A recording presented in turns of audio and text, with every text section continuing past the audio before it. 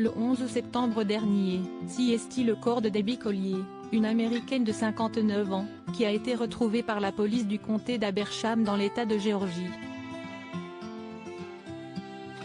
La veille, sa fille Amanda Birdin était venue signaler sa disparition et elle avait également précisé avoir reçu un étrange message de sa part ainsi qu'un virement de 2385 $.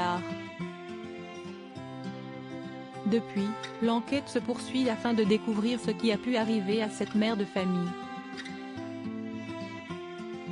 De nouvelles informations ont été dévoilées par Fox News ce mardi 4 octobre. Ce sont plusieurs appels téléphoniques passés au secours et liés à son décès qui ont été mis en avant. Un d'entre eux les a interpellés puisqu'il a été passé par Diane Shirley, la sœur de Debbie Collier. Elle explique que, le mois précédant son meurtre, la mère de famille a été victime d'un accident de la route avec un homme connu de la justice. En effet, il s'agit d'un ancien prisonnier qui était en liberté conditionnelle. Elle avait précisé que Debbie Collier roulait derrière un camion lorsqu'un pot de peinture est tombé sur son véhicule. Il y avait de la peinture partout et le conducteur du camion a essayé de convaincre ma sœur de ne pas prévenir la police parce qu'il était en liberté conditionnelle, avait-elle indiqué avant d'ajouter, et dans le cadre de sa liberté conditionnelle, il était stipulé qu'il n'avait pas le droit de conduire.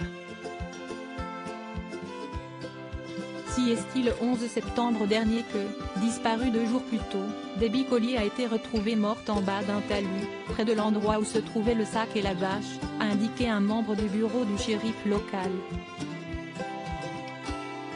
Mais que lui est-il arrivé? Le 26 septembre, le magazine People avait apporté des précisions concernant le corps de cette mère de famille. Il était nu et partiellement brûlé, notamment au niveau du ventre lorsqu'il a été retrouvé, avait d'abord indiqué le média. Par la suite, il était précisé que Debbie Collier était allongée sur le dos, une main saisissant une sorte de petit arbre au sol. À proximité de son corps, se trouvaient des traces d'un incendie ainsi qu'une bâche bleue partiellement carbonisée, était-il ajouté.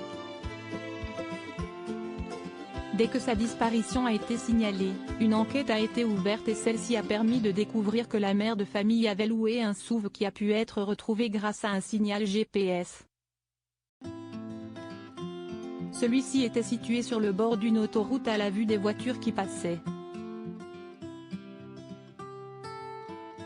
Debbie Collier a-t-elle fait une mauvaise rencontre?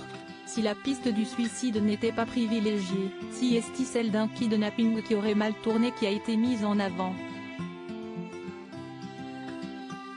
Au cours des dernières semaines, des mesures ont été prises pour faire avancer l'enquête et recueillir des éléments de preuve qui pourraient conduire à l'identification d'un éventuel suspect, avait déclaré le bureau du shérif d'Abersham le 20 septembre.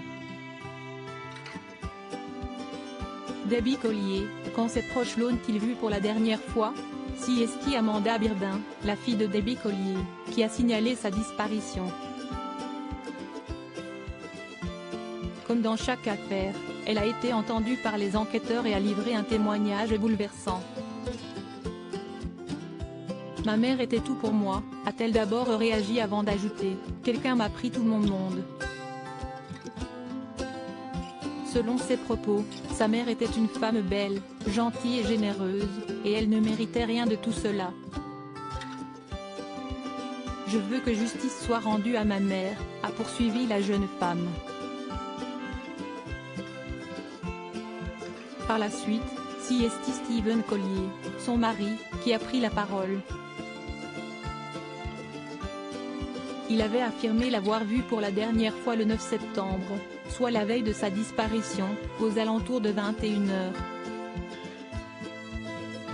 Tous deux n'ont pas dormi ensemble puisqu'ils erront et il avait précisé que la voiture de son épouse était toujours dans l'allée lorsqu'il était parti travailler le lendemain matin.